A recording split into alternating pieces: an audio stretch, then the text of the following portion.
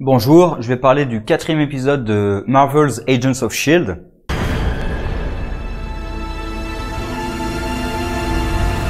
Alors, par rapport à l'épisode précédent qui était entièrement dans l'espace, là c'est entièrement sur Terre. Même d'ailleurs, vraiment entièrement sur Terre, c'est même la scène, à chaque fois je dis post-credit, mais c'est un peu ça quoi.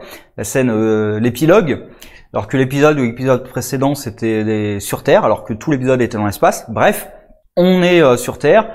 On suit principalement Dick qui, après tous les événements, a ouvert sa boîte dans la Silicon Valley, où il commercialise plus ou moins la technologie de S.H.I.E.L.D.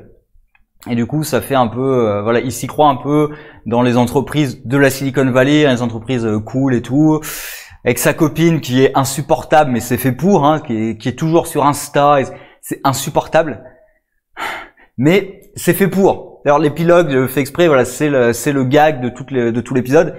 Mais c'est vrai que c'est insupportable quand t'as la vie de Dick qui est en danger et que t'as l'autre qui comprend même pas ce qui est en train de se passer. C'est pénible. Même quand elle est dans l'action. C'est-à-dire, avant qu'elle soit dans l'action, elle est débile. Mais même quand elle est dans l'action, elle continue à être débile avec son Insta. Mais bon, ça passe, hein. C'est pas non plus omniprésent. Et ce qui se passe dans la base, où ils ont trouvé une des victimes du Sarge, qui est assez étrange puisqu'il y a des trucs qui sortent de lui. Et ils se rendent compte à l'intérieur qu'il y a un parasite sous forme d'une espèce d'oiseau, chauve-souris, je sais pas quoi. Et on s'intéresse un petit peu au couple de Yo-Yo et de son nouveau petit copain. Alors c'est pas trop envahissant, mais c'est suffisamment présent pour que à la fin, quand elle soit obligée de le tuer, ça marque quand même. C'est-à-dire que leur relation a pas été très développée. Il y a eu qu'un épisode au début où on dit qu'ils sont ensemble. Là on a 2-3 scènes avec eux et avec Mac aussi qui montrent la relation entre les deux. Ce qui fait que ça donne un peu plus de poids quand même à la scène finale où elle est obligée de le tuer. Et ça aussi, elle hésite pas une seule seconde. Quand elle se rend compte qu'il n'y a pas d'autre moyen, elle essaie de le sauver jusqu'au bout et quand elle se rend compte que toute la base est en danger, là elle hésite pas et elle le poignarde tout de suite. Ce qui fait que c'est assez fort quand même pour le personnage. Donc ça révèle des informations sur le Sarge. Parce que, alors toute l'équipe, là c'est peut-être un défaut, c'est que toute l'équipe est convaincue que même le parasite, c'est la faute du Sarge. Ce qui me paraît assez débile. Alors après, comme Dick a été poursuivi et qu'ils lui ont dit qu'il venait d'un autre monde et tout, je pense qu'ils vont comprendre qu'ils sont plutôt en train de chasser ces créatures que de les mettre dans les gens. Et du coup, c'est certainement une menace qui poursuivent de monde en monde.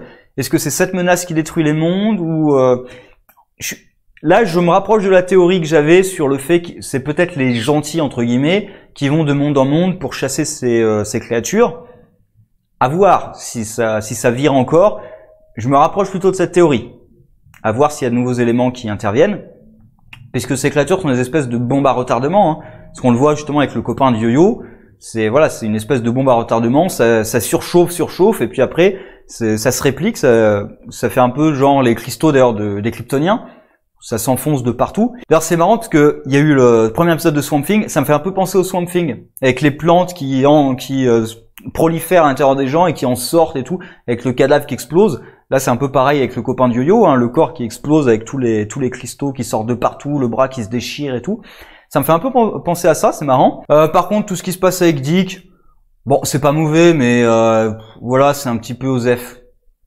C'est pas très très important. Dick, il est plutôt là pour la blague. Enfin, en même temps, avec un nom comme Dick, ils le font exprès. Sa copine, voilà, c'est plutôt là pour la blague. On n'apprend pas grand-chose de ce côté-là. Par contre, l'équipe a réussi à capturer 2 des hommes de Sarge. Donc, j'espère en tout cas qu'on va découvrir de nouvelles informations. Ils utilisent même, au début, ils font un petit gag sur j'ai perdu comment ça s'appelle, le truc virtuel, qui réutilise à la fin pour piéger un des types. Donc c'est pas juste pour le gag, c'est réutilisé un moment pour le piéger quand même. Bon, May est un peu conne, hein, mais elle va tout seule, sans arme. Après elle dit « Oh mais j'ai pas besoin d'une arme ou quoi que ce soit ». Ouais, ça aurait pu être utile quand même. Surtout quand le but c'est de les capturer vivants. Une arme qui permet d'incapaciter, c'est pratique. Hein. Parce que combat à main nue contre quelqu'un qui a un couteau, il y a quand même de grandes chances qu'il y en ait un des deux qui meurt. Donc si tu veux capturer quelqu'un vivant, c'est mieux d'avoir une arme. Ou même une arme blanche, un bâton ou je sais pas quoi. Là, elle y va comme ça. Et ben elle se fait capturer, ce qui est pas étonnant non plus. Voilà. Mais globalement, bon épisode qui donne quelques petits éléments, pas beaucoup. plus ça aurait été peut-être mieux, mais qui donne quelques éléments, quelques miettes pour comprendre le plan de Sarge, et qui lance peut-être pour l'épisode suivant un interrogatoire sur les 2 hommes qui ont été capturés, qui permettrait d'en apprendre encore davantage, à voir tout ça.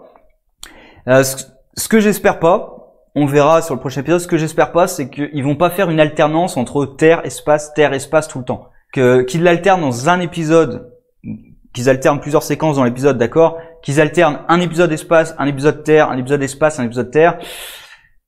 Je le sens pas. J'espère que c'est pas ce qu'ils vont faire. Et j'ai pas encore vu la preview du prochain. J'espère que c'est pas ce qu'ils vont faire. Mais l'intrigue sur Terre continue à m'intéresser. Ils ont même réussi à m'intéresser à l'intrigue amoureuse de Yo-Yo. Puisqu'au tout début, premier épisode, je me disais, mais voilà, pourquoi est-ce que j'aurais envie de suivre ça? Ils réussissent à faire quelque chose de vraiment bien pour le personnage de Yo-Yo. Avec une mort dramatique, hein. Alors, il y a un tout petit détail, c'est le parasite, parce qu'ils font leur autopsie avec le couteau encore dans le cadavre. Qui fait une autopsie avec un couteau dans le cadavre? Sérieusement, qui fait une autopsie comme ça? T'enlèves le couteau. Sauf que, pourquoi est-ce qu'ils l'enlèvent pas? Parce qu'il faut d'abord révéler la créature pour enlever le couteau, et que là, il se libère, puisqu'il y a que le couteau avec sa lame spéciale qui apparemment permet alors pas de le tuer, mais de le paralyser. Ce qui d'ailleurs veut dire que l'équipe du Sarge est pas terrible, hein, parce qu'ils ont laissé le truc avec son couteau dedans. Tu dis, l'un des premiers trucs que va faire un médecin légiste, c'est d'enlever le couteau. Donc, alors peut-être qu'ils savent pas tout ça, mais c'est vrai que l'un des premiers trucs, c'est d'enlever le couteau, hein. Car même dans une société où t'as pas de médecin légiste, quand tu veux traiter un cadavre, l'un des premiers trucs, c'est de t'enlèves le couteau ou les armes qu'il y a dedans éventuellement. Donc c'est pas très sécure en fait leur méthode pour tuer les créatures. Est-ce qu'on peut les tuer? Ça aussi, ça sera une question. Est-ce qu'on peut les tuer ou est-ce qu'on peut juste les immobiliser avec ça? À voir. Mais plutôt pas mal et l'intrigue de la Terre continue à m'intéresser. Sur ce, au revoir.